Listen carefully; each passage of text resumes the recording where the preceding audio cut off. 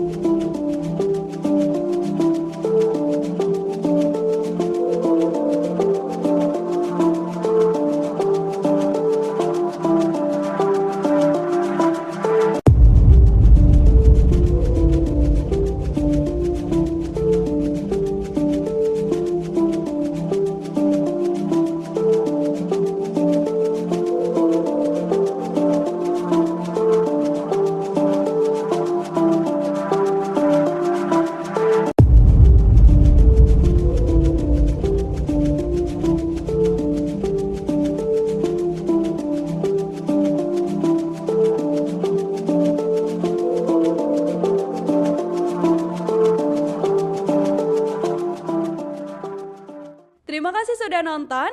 Jangan lupa like, subscribe, dan share ya.